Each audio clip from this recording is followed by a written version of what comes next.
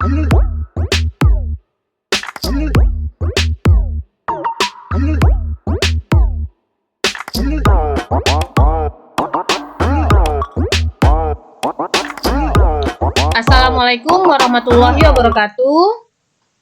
Bersama saya Laili Tutorial. Untuk kali ini akan membahas cara menyusun cash flow statement atau laporan arus kas yang merupakan kasus UD Sejuk Indonesia soal UKK Akuntansi tahun 2025 paket 1. Data yang diperlukan untuk kita menyusun cash flow statement atau arus kas yaitu yang berkaitan dengan cash in bank. Kita ambil datanya untuk kita menyusun cash flow statement, yaitu diambil dari cash receipt journal yang ada cash in bank-nya, lalu diambil dari cash payment journal yang ada cash in bank-nya juga, dan ditambahkan dengan petty cash.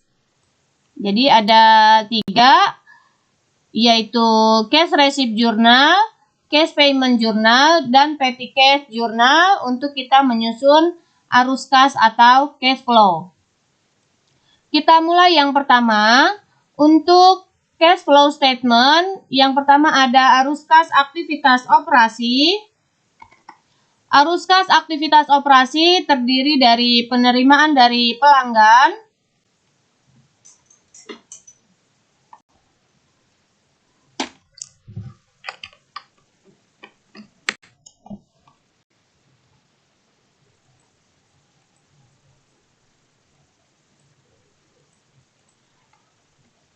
jadi arus kas dari aktivitas operasi yaitu yang pertama penerimaan dari pelanggan. Penerimaan dari pelanggan di sini angkanya kita ambil dari cash receipt journal atau jurnal penerimaan kas. Di dalam cash receipt journal kita ambil angkanya yaitu di kolom bagian cash in bank. Yang diambil yaitu penerimaan dari pelanggan, semua di dalam kolom cash in bank ini merupakan penerimaan dari pelanggan. Jadi seluruhnya penerimaan dari pelanggan yaitu sebesar Rp399.935.000. Angka inilah yang kita masukkan ke dalam cash flow. Jadi kita masukkan ke dalam cash flow yaitu sebesar Rp399.935.000. Lalu berikutnya yang kedua ada pembayaran kepada pemasok. Untuk pembayaran kepada pemasok kita ambil angkanya di dalam cash payment journal. Jadi diambil di cash payment journal yaitu di kolom cash in bank di sebelah kredit. Pembayaran kepada pemasok di sini ada PT Raska Berkas sebesar Rp60.606.000. Angka inilah yang kita masukkan ke dalam cash flow untuk pembayaran kepada pemasok. Jadi kita masukkan angkanya. Karena pembayaran kepada pemasok ini merupakan pengeluaran kas, sehingga ini mengurangi saldo penerimaan. Jadi kita beri tanda kurung atau kita kurangi. Lalu berikutnya ada pembayaran gaji karyawan. Untuk pembayaran gaji karyawan ini kita ambil dari cash payment journal. Jadi ada pembayaran gaji karyawan sebesar Rp9.900.000 di cash in bank-nya. Maka kita masukkan angkanya di dalam cash flow, yaitu sebesar Rp9.900.000. Lalu ada pembayaran servis AC. Pembayaran servis AC kita ambil di cash payment journal. Di cash payment journal ada pembayaran servis AC sebesar Rp1.470.000. Maka kita masukkan angkanya Rp1.470.000. Kita masukkan ke dalam cash flow report. Rp1.470.000. Lalu berikutnya ada pengisian kembali kas kecil. Datanya kita ambil di cash payment journal. Untuk pengisian kembali kas kecil sebesar Rp1.600.000. Maka kita masukkan angkanya ke dalam cash flow, yaitu sebesar Rp1.600.000. Lalu berikutnya ada pembayaran rekening listrik, telepon, dan air untuk bulan November. Ini datanya kita ambil di petty cash journal. Jadi kita ambil di petty cash journal untuk pembayaran rekening listrik, telepon, dan air Rp900.000. Dan ada pembelian perlengkapan kantor sebesar Rp700.000. Ini kita masukkan ke dalam cash flow report. Dengan jumlah masing-masing, pembayaran rekening telepon, listrik, dan air Rp900.000 dan pembelian perlengkapan kantor Rp700.000. Angka ini kita ambil di petty cash journal. Setelah selesai, ini kita jumlahkan.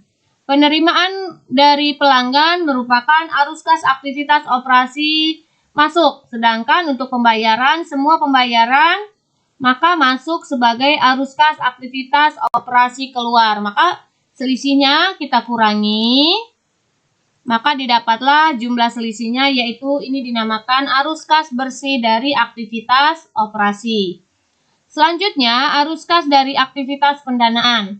Untuk arus kas dari aktivitas pendanaan ada Bank Mandiri Loan, lalu interest expense, dan pengisian kembali kas kecil. Angka ini kita ambil dari cash payment journal.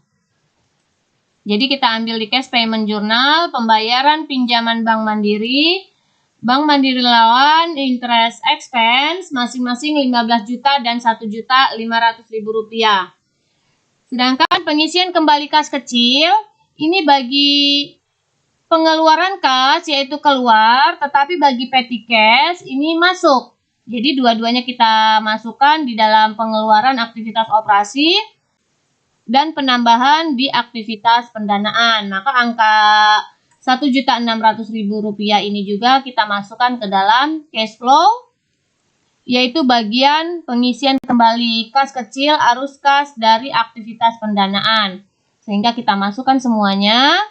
Bank Mandiri Loan interest expense ini kita tambahkan dan kita beri tanda min, sedangkan pengisian kembali kas kecil karena ini merupakan arus kas masuk bagi aktivitas pendanaan, di kas kecilnya bertambah, maka setelah kita jumlahkan maka dinamakan arus kas bersih dari aktivitas pendanaan. Arus kas bersih dari aktivitas operasi dikurangi dengan arus kas bersih dari aktivitas pendanaan, maka ini dinamakan kenaikan bersih kas dan setara kas. Jadi kenaikan bersih kas dan setara kas. Lalu berikutnya, kas dan setara kas awal periode.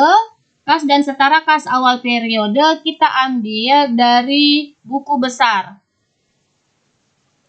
Jadi kita ambil dari general ledger atau buku besar untuk cash in bank merupakan kas dan setara kasnya yaitu petty cash. Jadi cash in bank dan petty cash kita tambahkan saldo-saldo awalnya Rp1.125.960.000 ditambahkan dengan Rp10 juta. Jumlah inilah yang masuk sebagai cash flow, yaitu kas dan setara kas awal periode Rp1.135.960.000. Lalu kenaikan bersih kas dan setara kas ditambahkan dengan kas dan setara kas awal periode, maka ini dinamakan kas dan setara kas akhir periode. Jadi kas dan setara kas akhir periode. Kas dan setara kas akhir periode ini jumlahnya sama dengan di buku besar, yaitu jumlahnya sama dengan di buku besar. Cash in bank akhir kita tambahkan dengan petty cash akhir. Kita coba hitung. Cash in bank akhir kita tambahkan dengan petty cash akhir. Cash in bank akhir Rp1.435.819.000 kita tambah dengan petty cash akhir yaitu Rp10 juta. Maka ini dinamakan kas dan setara kas awal periode, yaitu sebesar Rp1.445.819.000. Angka ini sama dengan di cash flow, yaitu jumlahnya sama Rp1.445.819.000. Itulah tadi cara menyusun cash flow statement atau laporan arus kas yang merupakan kasus UD Sejuk Indonesia soal UKK Akuntansi tahun 2025 paket 1. Semoga bermanfaat. Terima kasih. Wassalamualaikum warahmatullahi wabarakatuh.